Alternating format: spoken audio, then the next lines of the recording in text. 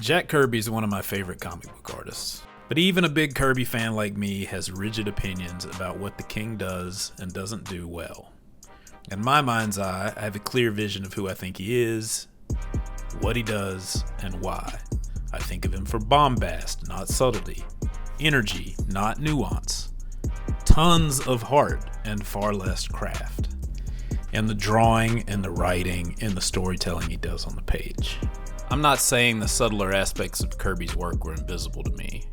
When Orion or the Thing would hold their head in their hands and wonder aloud if they were ever going to be anything more than wrecking balls or punching bags, the existential angst was palpable, clearly drawn from life.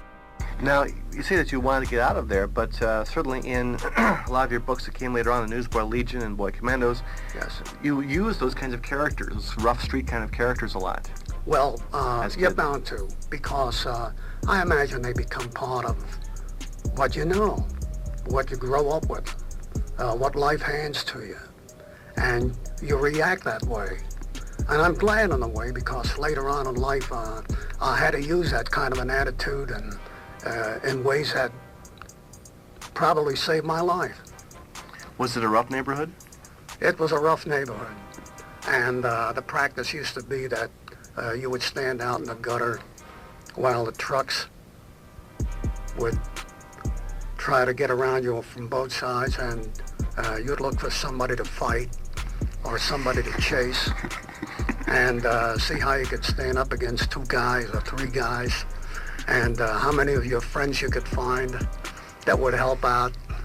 And of course, that was a routine. Mm-hmm. We used to do it when we came out of school. And I had a brother, he's passed away now, and he was 5 years younger than I was.